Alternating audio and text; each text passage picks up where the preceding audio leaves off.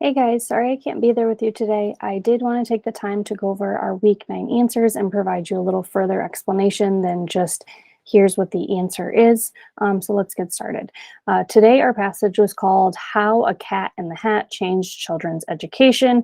So this whole little article here is going to be about Cat in the Hat and again, what it did for children's education. So let's get started with number one here.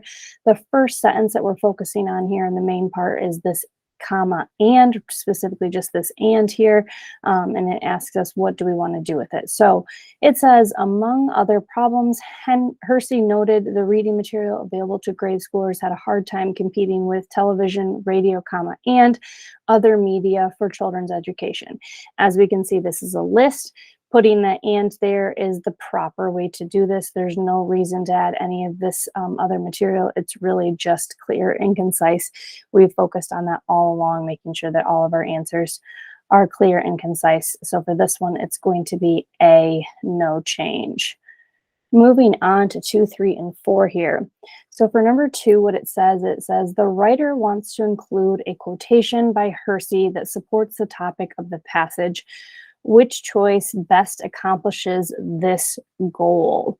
So what they originally have here is children's books, more interesting, comma, sense, an individual's sense of wholesomeness follows and cannot precede the sense of accomplishment. If you don't feel at this point of what you've read so far that you understand the topic of the whole passage, this is one of those questions where you might want to stop, put it down, and come back to it in a minute. But if you've got a feel for the topic of this passage, you understand that what they're trying to do, based on that sentence we read in the first one, is they're trying to create children's books that children will actually want to read and will get them away from watching TV all the time, and also, listening to the radio all the time. So creating a wholesomeness and cannot proceed with the sense of accomplishment, that's not really going to do that. The best answer here is actually going to be answer D here. And so what this is going to do is it says, interesting with drawings like those of the wonderfully imaginative geniuses among children's illustrators. Okay, so it's saying that they're going to use these drawings to pull children away from the television and really create this imaginative world for them to come.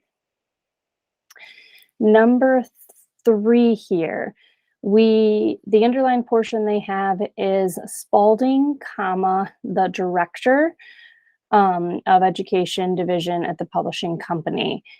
The question that they want to know is basically like that the proper comma placement? Is that what we need there, or should we change it to the others? So if you read this whole thing, it says publishing began when William Spalding, the director of education division at the publishing company at Houghton Mifflin. Well, if you look at that, that's just a description of who William Spalding is. So in this instance, that's going to be the proper placement. It is just describing who he is, what his title is. So number 3 is going to be A, no change. That's perfect. We don't want to do anything else. Can't remove the comma because then you just have a definition in the middle there and there's nothing to signify that it's coming. And then the second here, comma, the director, well, then you have nothing to you need to know what he's the director of with that explanation there. And the dash doesn't work there either. All right, number 4. Number 4, we have readers, period, he. And it says here, which choice most effectively combines the sentences at the underlined portion? So essentially what they want to know is, for these 2 sentences, Spalding agreed that there was a need for appealing books in the beginning for beginning readers, period. He thought he knew who should write one. How is the best way to combine that? This is kind of one of those drag and drop, and then you have to decide what's going to make it best.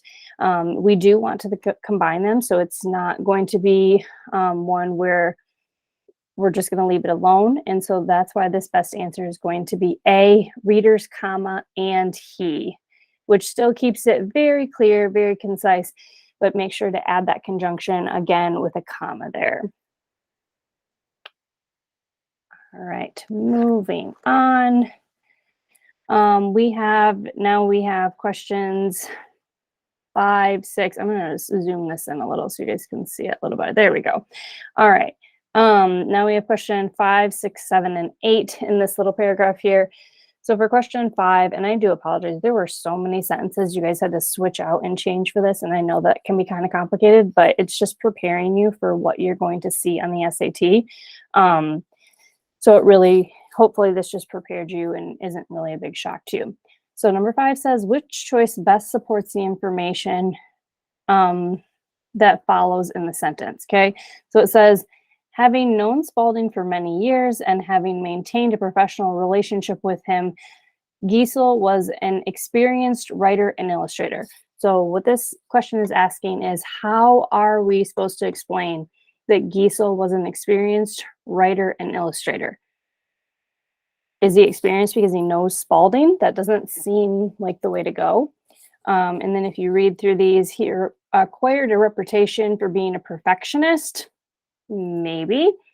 He had been interested in politics. I don't think politics is going to have anything to do with it. And then lastly, D says, published 9 children's books and having received 3 nominations for the prestigious Caldecott Medal. The answer here for number 5 is going to be D. This is how we are showing that experience as a writer and illustrator, okay? That's how we're showing that experience. Number 6 here, however, comma, okay? So the sentence here says, so we now know he's an experienced writer and illustrator, but number 6 says, however, comma, this new project presented him with an obstacle. Okay, so we have a contradiction here. So we need a word, however works well, but let's see if there's a better one, that creates a contradiction. For example, well, this isn't, for example, he's a great writer and illustrator. It says he ran into an obstacle. That's not going to work. Furthermore, same thing, we would want to see something that's positive about him being a great writer and illustrator. At any rate, just doesn't fit there. For number 6, again, it's going to be A, no change. We're going to leave it as however to show that contradiction between him being a great writer and illustrator and then running into an obstacle.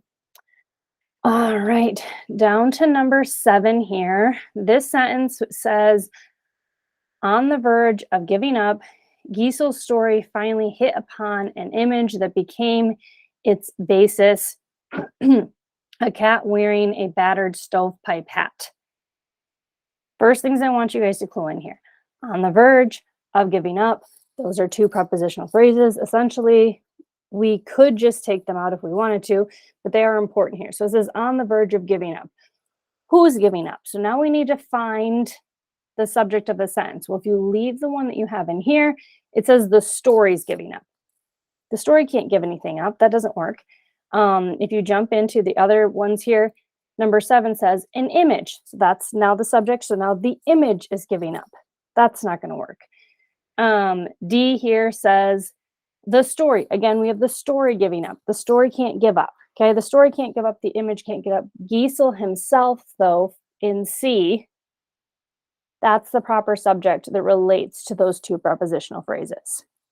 Okay, that's the proper subject that relates to those 2 prepositional phrases. Number 8 here in our last little section here, it says, at the end of a duration 9 months long. Oh my goodness, that is so wordy. Let's fix this. Okay, that is so wordy. But again, at the end of the duration 9 months long, the Cat in the Hat was complete. We are always looking for clear and concise, something very simple, straight to the point. So I don't think it's going to be no change. After 36 weeks or 9 months, again, super wordy. We know that also, yeah, we know that 36 weeks is 9 months. We don't need to like double up on it. After a length of 9 months had elapsed, again, super wordy. 9 months later, that's perfect. Clear, concise, to the point. The correct answer for number 8 is going to be D.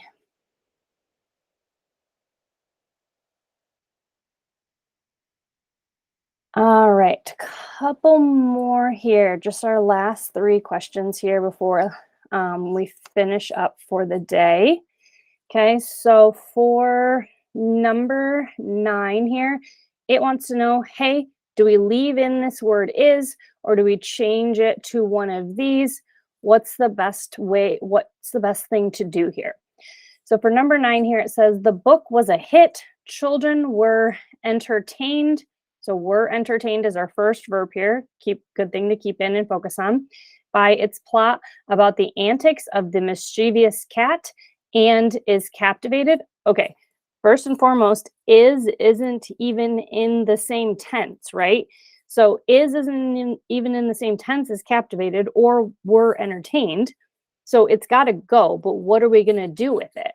Let me start again. Children were entertained by its plot and its antics of the mischievous cat and captivated by eye-catching illustrations and memorable rhythms and rhymes.